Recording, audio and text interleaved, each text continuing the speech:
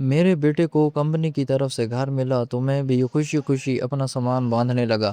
جیسے ہی میں گاڑی میں سامان رکھنے لگا، بیٹے نے کہا، پاپا آپ ہمارے ساتھ نہیں جا رہے، گھر بہت چھوٹا ہے، آپ اسی گھر میں آرام سے رہیں۔ یہ سنتے ہی میں سن رہ گیا، آنسو چباتے ہوئے اپنا سامان واپس اتار لیا، مگر اسی لمحے دل میں فیصلہ کر لیا کہ بس بیٹے کے ہاتھوں بہت ذلیل ہو چکا، اب اور نہیں۔ 9 ماہ بعد جب بیٹے کی سالگرہ کا دن آیا تو وہ یہ دیکھ کر حیران رہ گیا کہ میں جب ریٹائر ہوا تو میری عمر 62 سال تھی۔ زندگی کا زیادہ حصہ ایک نجی کمپنی میں ملازمت کرتے گزر گیا تھا۔ تنخواہ زیادہ نہیں تھی، مگر میں نے ہمیشہ کوشش کی کہ میرے بیٹے فہد کی کسی خواہش کو ادھورا نہ رہنے دوں۔ اس کی پڑھائی، کپڑے، فیس، کوچنگ، ہر ضرورت پوری کرنے کے لیے میں نے اپنی خواہشیں دبا دیں۔ کئی مرتبہ ایسا ہوا کہ عید پر اپنے لیے نئے کپڑے نہ خریدے، مگر اس کے لیے اچھی چیز لے آیا۔ میری بیوی شازیہ ہمیشہ کہتی تھی کہ اپنے لیے بھی کچھ سوچ لیا کرو، مگر میں ہنس کر کہہ دیتا کہ میرا سب کچھ تو میرا بیٹا ہے، اس کے اچھے دن ہی میری خوشی ہیں۔ وقت گزرتا گیا، فہد نے محنت سے تعلیم مکمل کی اور ایک بڑی کمپنی میں ملازمت حاصل کر لی۔ اس دن میری خوشی کی انتہا نہ تھی۔ محلے والوں میں مٹھائی تقسیم کی، مسجد میں شکرانے کے نفل ادا کیے اور دل ہی دل میں اللہ کا شکر ادا کرتا رہا کہ میری برسوں کی محنت رنگ لے آئی۔ چند سال بعد اس کی شادی ہو گئی۔ بہو تعلیم یافتہ اور ملازمت پیشہ تھی۔ شروع میں وہ بہت ادب سے پیش آتی، مجھے ابا جی کہہ کر بلاتی اور ہر بات پوچھ کر کرتی۔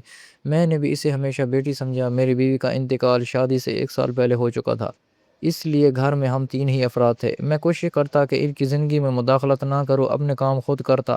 صبح جلدی اٹھ کر ناشتہ بنا لیتا، بازار سے سودا لے آتا اور زیادہ وقت مسجد یا پرانے دوستوں کے ساتھ گزار دیتا تاکہ انہیں آزادی محسوس ہو۔ ایک دن فہد بہت خوشی سے گھر آیا، اس کے ہاتھ میں کچھ کاغذات تھے۔ اس نے بتایا کہ کمپنی نے اسے رہائش کے لیے سرکاری گھر دیا ہے۔ میں خوشی سے اس کے گلے لگ گیا، مجھے لگا اب ہم سب ایک بہتر جگہ پر رہیں گے۔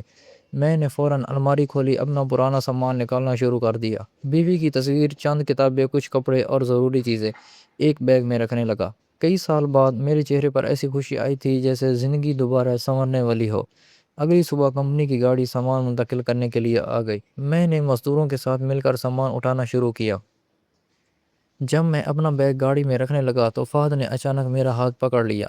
اس کی آواز میں ہچکچاہٹ تھی۔ اس نے نظریں جھکاتے ہوئے کہا، پاپا آپ ہمارے ساتھ نہیں جا رہے۔ میں چند لمحے اسے دیکھتا رہ گیا، مجھے لگا شاید میں نے غلط سنا ہے۔ میں نے مسکرا کر پوچھا، کیوں بیٹا؟ اس نے آہستہ سے کہا، گھر بہت چھوٹا ہے، صرف 2 کمرے ہیں، ہمارے لیے بھی مشکل سے جگہ بنے گی۔ آپ یہی گھر میں آرام سے رہیں، ہم ہر ہفتے آپ سے ملنے آیا کریں گے۔ اس کے الفاظ میرے کانوں میں گونجتے رہ گئے، میری زبان سے ایک لفظ بھی نہ نکل سکا۔ میں نے خاموشی سے بیگ واپس نیچے رکھ دیا۔ مزدور میری طرف دیکھتے رہے تھے مگر کسی نے کچھ نہیں کہا۔ میری آنکھوں میں آنسو آ چکے تھے مگر میں نے چہرہ دوسری طرف کر لیا تاکہ کوئی دیکھ نہ سکے۔ فہد شاید میری کیفیت سمجھ رہا تھا مگر اس نے دوبارہ کچھ نہ کہا۔ چند منٹ بعد گاڑی چل پڑی اور میں دروازے پر کھڑا اسے جاتے ہوئے دیکھتا رہا۔ گھر کے اندر آیا تو ہر چیز ویسی ہی تھی مگر اب گھر پہلے سے کہیں زیادہ خالی محسوس ہو رہا تھا۔ بیوی کی تصویر کے سامنے بیٹھ کر دیر تک خاموش رہا۔ دل میں ایک ہی سوال تھا کہ کیا میں واقعی اپنے ہی بیٹے پر بوجھ بن گیا تھا؟ اس رات میں یہ نیند نہ آئی، بار بار ماضی کی باتیں یاد آتی رہیں۔ جب فہد بیمار ہوتا تھا تو میں پوری رات جاگتا تھا۔ جب اس کی جمع فیس نہ ہوتی تو اوور ٹائم کرتا تھا، جب اسے نئی سائیکل چاہیے تھی تو میں اوور ٹائم کرتا تھا۔ آج اسی بیٹے کے گھر میں میرے لیے جگہ نہیں تھی۔ صبح فجر کی نماز کے بعد میں نے ایک فیصلہ کر لیا کہ میں نے دل میں کہا کہ اب کسی پر بوجھ بن کر نہیں رہوں گا، باقی زندگی اپنے سہارے گزاروں گا، چاہے جتنی بھی مشکل کیوں نہ ہو۔ میں نے کسی سے شکایت نہیں کی، نہ فہد کو فون کیا، نہ ناراضی ظاہر کی، بس خاموشی سے اپنی نئی زندگی شروع کرنے کا ارادہ کر لیا۔ اگلے ہی دن میں نے اپنی الماری کھولی اور کئی سال پہلے نکال کر دیکھنے لگا۔ ریٹائرمنٹ کے بعد ملنے والی رقم میں سے کچھ رقم ابھی تک میرے بینک اکاؤنٹ میں موجود تھی۔ میں نے ہمیشہ یہ سوچ کر اسے ہاتھ نہیں لگایا تھا کہ بڑھاپے میں ضرورت پڑ سکتی ہے۔ اسی دن میں بینک گیا اور اپنے اکاؤنٹ کی تفصیل معلوم کی۔ واپسی پر ایک پرانا دوست جاوید راستے میں مل گیا۔ اس نے میری اداسی محسوس کی تو وجہ پوچھی مگر میں نے صرف اتنا کہا کہ اب اکیلے رہنے کی عادت ڈال رہا ہوں۔ اس نے مجھے اپنے ساتھ چائے پلائی اور باتوں باتوں میں بتایا کہ اس کے ایک جاننے والے کو ایک چھوٹے سے اسکول کے لیے ایماندار آدمی کی ضرورت ہے جو دفتر کا انتظام سنبھال سکے۔ تنخواہ زیادہ نہیں ہے مگر تمہاری تنہائی دور ہو جائے گی، فارغ بیٹھے رہے تو تنہائی کا شکار ہو کر بیمار ہو جاؤ گے۔ میں نے فوراً ہاں نہیں کی، لیکن اس کی بات میرے دل میں بیٹھ گئی۔ شام کو خالی گھر میں واپس آیا تو ہر کمرہ خاموش تھا۔ میں نے پہلی مرتبہ محسوس کیا کہ خاموشی بھی انسان کو اندر سے کھا جاتی ہے۔ اگلی صبح میں اس اسکول چلا گیا۔ پرنسپل نے میرے تجربے کے بارے میں پوچھا، کچھ کاغذات دیکھے اور کہا کہ اگر آپ چاہیں تو اگلے ہفتے سے کام شروع کر سکتے ہیں۔ میں نے اللہ کا شکر ادا کیا۔ کئی مہینے بعد ایسا لگا جیسے زندگی نے مجھے پھر سے ایک مقصد دے دیا ہے۔ میں روز وقت پر اسکول جاتا، بچوں سے محبت سے بات کرتا، اساتذہ کے مسائل سنتا اور دفتر کے سارے ریکارڈ کو ترتیب دیتا۔ آہستہ آہستہ سب لوگ میری عزت کرنے لگے۔ محلے کے لوگ بھی کہتے کہ ریٹائرمنٹ کے بعد بھی آپ نے ہمت نہیں ہاری۔ میں مسکرا کر دیتا۔ دوسری طرف فہد اپنی نئی زندگی میں مصروف تھا۔ شروع کے چند ہفتے اس نے 2-3 بار فون کیا، مگر پھر کالیں کم ہوتی گئیں۔ کبھی میں فون کرتا تو وہ کہتا کہ دفتر میں میٹنگ ہے، کبھی کہتا کہ بعد میں بات کرتا ہے۔ میں نے بھی اسے پریشان کرنا چھوڑ دیا۔ ایک دن اچانک میرا پرانا گھر دیکھنے ایک پراپرٹی ڈیلر آیا۔ اس نے کہا کہ اس علاقے میں زمین کی قیمت بہت بڑھ گئی ہے، اگر آپ چاہیں تو یہ مکان اچھے داموں میں بک سکتا ہے۔ میں نے اس کی بات سنی مگر جواب نہیں دیا۔ اس گھر سے میری بیوی کی یادیں وابستہ تھیں، میں اسے بیچنا نہیں چاہتا تھا۔ چند دن بعد فہد آیا، کافی دیر تک ادھر ادھر کی باتیں کرتا رہا، پھر بولا کہ اگر یہ گھر بیچ دیا جائے تو رقم سے بڑا فلیٹ لیا جا سکتا ہے۔ میں نے خاموشی سے اس کی بات سنی اور صرف اتنا کہا کہ ابھی میرا ایسا کوئی ارادہ نہیں۔ اس کے چہرے پر ناگواری صاف نظر آئی مگر وہ کچھ کہے بغیر چلا گیا۔ اس دن مجھے پہلی مرتبہ محسوس ہوا کہ شاید اسے میری نہیں بلکہ اس گھر کی زیادہ فکر ہے۔ میں نے دل مضبوط کر لیا اور کسی سے اس بات کا ذکر نہ کیا۔ وقت گزرتا گیا، اسکول میں میری عزت بڑھتی گئی۔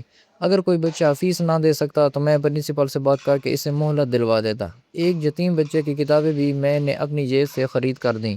یہ سب کرتے ہوئے مجھے عجیب سا سکون ملتا تھا۔ بچوں کے ساتھ وقت کیا پتہ نہیں چلا اور 9 مہینے گزر گئے۔ انہی دنوں فہد کی سالگرہ قریب آ رہی تھی۔ ہر سال میں سب سے پہلے اسے مبارکباد دیتا تھا اور اس کی پسند کا تحفہ لے کر جاتا تھا۔ اس سال بھی میں نے ایک تحفہ خریدا مگر ساتھ ہی ایک اور فیصلہ بھی کیا۔ میں نے ایک وکیل سے ملاقات کی، اپنی جائیداد اور جمع پونجی کے تمام کاغذات دوبارہ بنوائے، ایک نئی وصیت تیار کروا دی۔ اس وصیت میں نے واضح لکھوایا کہ میری وفات کے بعد میرا گھر فروخت نہیں کیا جائے گا بلکہ گھر کا ایک حصہ ایک ایسے فلاحی ادارے کے حوالے کیا جائے گا جہاں بے سہارا بزرگ عزت کے ساتھ رہ سکیں گے۔ میں نے سوچ لیا تھا کہ جس درد سے میں گزار رہا ہوں شاید اس گھر میں رہنے والا کوئی دوسرا بوڑھا کبھی نہ گزرے۔ میرے پاس تو اپنا گھر تھا، کچھ بزرگ ایسے ہوتے ہیں جن کے پاس رہنے کے لیے ٹھکانہ نہیں ہوتا۔ فہد کو اس فیصلے کا ابھی تک کچھ معلوم نہیں تھا۔ اس کی سالگرہ والے دن میں صبح سویرے تیار ہوا، تحفہ ہاتھ میں لیا اور خاموشی سے اس کے گھر کی طرف روانہ ہو گیا۔ جیسے ہی دروازے کی گھنٹی بجی فہد نے دروازہ کھولا۔ مجھے سامنے دیکھ کر اس کے چہرے پر حیرت پھیل گئی، کیونکہ 9 ماہ میں پہلی بار میں خود اس کے گھر آیا تھا۔ فہد نے مجھے اندر آنے کی دعوت دی مگر اس کی آواز میں وہ اپنائیت نہیں تھی جو پہلے ہوا کرتی تھی۔ میں خاموشی سے صوفے پر بیٹھ گیا۔ بہو نے رسمی سلام کیا اور چائے رکھ کر واپس کچن میں چلی گئی۔ گھر واقعی چھوٹا تھا مگر میری نظر جیسے ہی ایک اضافی کمرے پر پڑی تو دل میں عجیب سا احساس پیدا ہوا۔ وہ کمرہ سامان سے بھرا ضرور تھا مگر اگر چاہا جاتا تو ایک بزرگ کے رہنے کے لیے آسانی سے تیار کیا جا سکتا تھا۔ میں نے کوئی سوال نہیں کیا۔ فہد مجھے صحت مند اور خوش باش دیکھ کر حیران تھا۔ اسے لگا میں اس سے لڑوں گا، اپنی احسان جتاؤں گا یا تنہائی کا رونا روں گا، اسے والدین کے فرض یاد دلاؤں گا، مگر میں نے ایسا کچھ نہیں کہا۔ اسے سالگرہ کی مبارکباد دی اور تحفہ اس کی طرف بڑھایا۔ کچھ دیر بعد فہد نے سالگرہ کا کیک میز پر رکھا اور بولا، پاپا آپ آگے آئے، یہی میرے لیے سب سے بڑا تحفہ ہے، بس آپ دیا میں یاد رکھے، مجھے کچھ اور نہیں چاہیے۔ آج مجھے فہد کچھ بجھا بجھا اور شرمندہ لگ رہا تھا۔ میں نے پیار سے کہا، باپ ناراض ہو سکتا ہے مگر بد دعا نہیں دیتا۔ میں آج بھی تمہارے لیے وہی دعا کرتا ہوں جو بچپن میں کرتا تھا۔ میری بات سن کر وہ خاموش ہو گیا۔ کیک کاٹنے کے بعد اس نے آہستہ سے پوچھا، پاپا آپ کیسے ہیں؟ میں نے سکون سے جواب دیا، الحمدللہ بہت اچھا ہوں، اللہ نے مجھے عزت کی روزی دے دی ہے۔ پھر میں نے اسکول کی ملازمت، بچوں اور اپنی مصروف زندگی کے بارے میں بتایا۔ فہد حیرت سے میری باتیں سنتا رہا، شاید اسے یقین نہیں آ رہا تھا کہ میں اس کے بغیر بھی اپنی زندگی سنبھال چکا ہوں۔ کچھ دیر بعد میں نے اپنے بیگ سے ایک بند لفافہ نکالا اور اس کے سامنے رکھ دیا۔ میں نے پوچھا، یہ کیا ہے؟ میں نے کہا، میرے جانے کے بعد سکون سے پڑھ لینا۔ میں زیادہ دیر نہ رکا اور واپس آ گیا۔ رات کو جب فہد نے لفافہ کھولا تو اس کے اندر میری وصیت کی نقل اور ایک خط رکھا تھا۔ خط میں لکھا تھا کہ بیٹا، جب تم نے کہا تھا کہ تمہارے نئے گھر میں میرے لیے جگہ نہیں، تو اس دن مجھے احساس ہو گیا تھا کہ انسان کو اپنی عزت خود بچانی پڑتی ہے۔ میں نے تم سے کبھی کوئی حساب نہیں مانگا، کیونکہ اولاد پر کیا گیا خرچ قرض نہیں ہوتا، لیکن میں نے یہ ضرور سیکھ لیا کہ اپنی باقی زندگی کسی پر بوجھ بن کر نہیں گزارنی چاہیے۔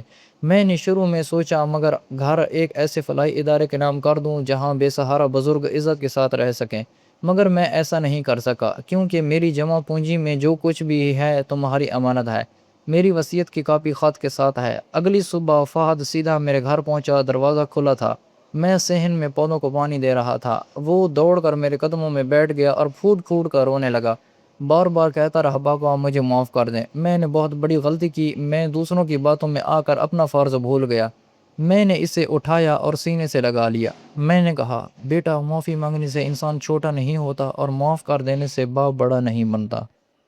باپ تو پہلے ہی اپنے بچوں کے لیے دل میں محبت رکھتا ہے۔ فہد نے کہا، پاپا آپ ابھی میرے ساتھ چلیں، اس گھر میں آپ کے بغیر کوئی خوشی نہیں۔ میں نے اپنی بیوی کے کہنے پر آپ کو گھر نہیں کہہ گیا۔ میں چاہتا تھا گھر کا سکون قائم رہے، لیکن میں غلطی پر تب سے مجھے چین نہیں ملتا۔ وقت ایک گلٹ رہتا ہے کہ جوان بیٹے کے ہوتے ہوئے آپ اکیلے رہ رہے ہیں۔ میں نے نرمی سے جواب دیا، بیٹا اب میری زندگی کا راستہ بدل چکا ہے، میں یہاں خوش ہوں۔ جن بچوں اور بزرگوں کو میری ضرورت ہے، میں ان کے ساتھ رہ کر سکون محسوس کرتا ہوں۔ تم صرف ایک وعدہ کرو کہ آج کے بعد کبھی کسی بوڑھے ماں باپ یا کسی کو احساس نہیں ہونے دو گے کہ وہ اپنی ہی بچوں پر بوجھ ہیں۔ فہد نے روتے ہوئے وعدہ کیا۔ اس دن کے بعد وہ ہر ہفتے میرے پاس آنے لگا، کبھی خالی ہاتھ نہیں آتا تھا، مگر اب میں تحفوں سے زیادہ اس کے وقت کی قدر کرتا تھا۔ وہ اکثر اسکول بھی آتا، بچوں کے ساتھ وقت گزارتا۔ اسے اب سمجھ آ چکی تھی کہ باپ کی خدمت صرف ساتھ رکھنے کا نام نہیں، بلکہ اس کی عزت، احساس اور محبت کی حفاظت کرنے کا نام ہے۔ اور بعض اوقات ایک لمحے کی بھی بے حسی انسان کو پوری زندگی